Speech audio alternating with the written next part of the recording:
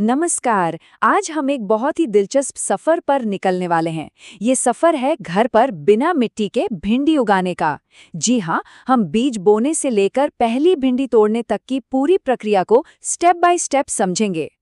तो सबसे पहला सवाल तो यही उठता है कि क्या सच में अपने घर की बालकनी या छत पर बिना मिट्टी के एकदम बढ़िया भिंडी उगाना मुमकिन है? तो इसका जवाब है जी हाँ, बिल्कुल। और इस कमाल की तकनीक का नाम है हाइड्रोपोनिक्स। तो चलिए शुरू करते हैं। देखिए, किसी भी पौधे की तरह भिंडी को भी ना एक बढ़िया खुशहाल माहौल चाहिए होता है। अगर हम शुरुआत में ही कुछ बेसिक चीज़ों का ध्यान रख लें तो समझिए आधा काम तो वहीं हो गया। तो सबसे पहली और कह सकते हैं सबसे ज़रूरी चीज़ है पानी का पीएच लेवल। ये 6.0 से 6.5 के बीच में ही होना चाहिए। अब इसको ऐसे समझिए, अगर पानी का पीएच गड़बड़ है ना, तो पौधा पोषक तत्वों को ठीक से खा ही नहीं पाएगा, भले ही वो सब पानी में मौजूद क्यों ना हो। अच्छा, दूसरी चीज़ आती है तापमान। भिंडी को ना थोड़ा गर्म मौसम पसंद है, तो 22 से 30 डिग्री सेल्सियस का टेम्परेचर इसके लिए एकदम परफेक्ट है। इस तापमान में पौधा खुश रहता है और खूब तेजी से बढ़ता है। और हाँ रोशनी, उसे तो बिल्कुल नहीं भूल सकते। देखिए, जैसे हमें खाने से एनर्जी मिलती है ना, ठीक वैसे ही पौधे को अपना खाना बनाने के लिए रोशनी से एनर्जी मिलती है। तो इससे हर रोज कम से कम 10 से 14 घंटे की अच्छी रोशनी तो चाहिए ही चाहिए। अब एक और ज़रूरी चीज़ पर आते हैं, वो है ईसी, यानी इलेक्ट्रिकल कंडक्टिविटी। अगर आसान भाषा में कहें तो ये बताता है कि पानी में पौधे के लिए कितना खाना यानी कि पोषक तत्व घुला हुआ है, और ये भी स्टेज के हिसाब से बदलता है। जब पौधा छोटा होता है वेजिटेटिव स्टेज में, तो उसे कम खाना चाहिए, और जब उसमें फल लगने लगते हैं यानी फ्रूटिंग स्टेज में, तो उसकी भूख बढ़ जाती है। चलिए अब पौधे के जीवन के पहले पड़ाव की बात करते हैं, वेजिटेटिव स्टेज। इसे पौधे का बचपन भी कह सकते हैं। इस स्टेज में हमारा पूरा फोकस एक मजबूत और सेहतमंद पौधा तैयार करने पर होता है। तो इस शुरुआती दौर में हमारा मकसद है पौधे की जड़ें और पत्तियां एकदम मजबूत करना, ठीक वैसे ही जैसे किसी बिल्डिंग की नींव मजबूत बनाई जाती है। और इस नींव के लिए जो सबसे जरूरी सीमेंट है वो है नाइट्रोजन।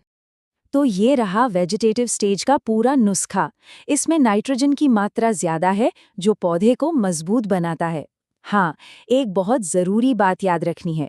सॉल्यूशन ए और बी को हमेशा पानी में अलग अलग घोलना है, इन्हें कभी भी एक साथ नहीं मिलाना है।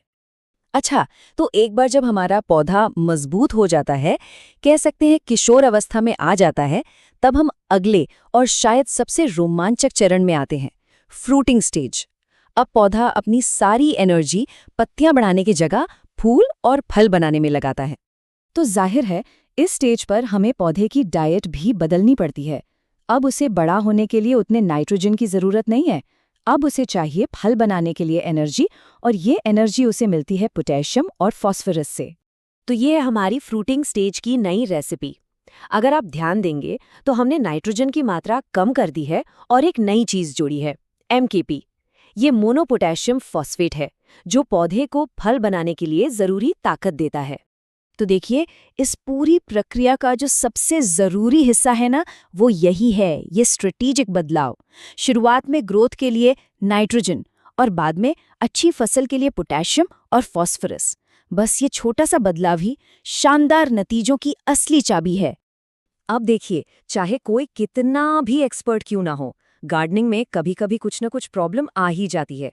तो चलिए कुछ आम समस्याओं और उनके आसान समाधानों पर भी एक नज़र डाल लेते हैं, ताकि पहले से ही तैयारी रहे। ये एक ऐसी प्रॉब्लम है जो बहुत कॉमन है।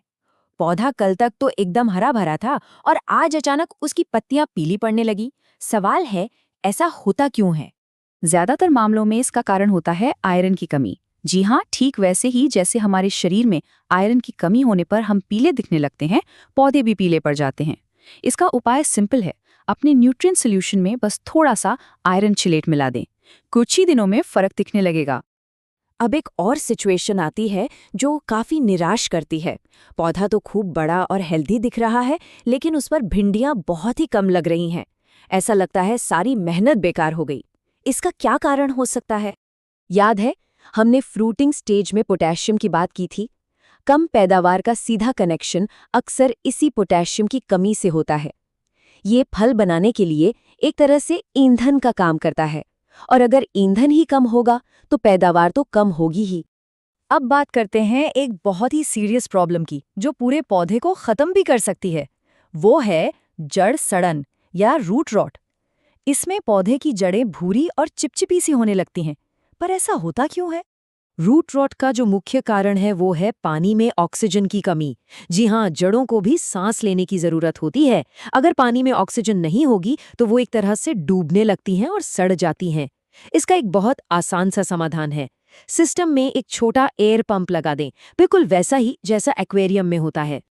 तो चलिए, इन सब चुनौतियों के बाद अब आते हैं इस पूरी प्रक्रिया के सबसे मजेदार और संतोषजनक हिस्से पर, यानी अपनी मेहनत का फल चखने पर। आमतौर पर अगर सब कुछ ठीक ठाक रहा तो बीज बोने के लगभग 50 से 60 दिनों के अंदर ही पहली ताज़ी घर की उगाई हुई भिंडी तोड़ने को मिल जाती है। और यहाँ एक प्रो टिप है, भिंडी के बहुत ज्यादा बड़ा होने का इंतजार मत कीजिए। जैसे ही वो सही साइज की हो जाए, उन्हें तोड़ लीजिए। असल में आप जितनी ज्यादा तोड़ाई करेंगे ना, पौधे को उतना ही सिग्नल मिलेगा कि उसे और फल पैदा करने हैं। ये पैदावार बढ़ाने का एक बहुत ही सिंपल लेकिन जबरदस्त तरीका है।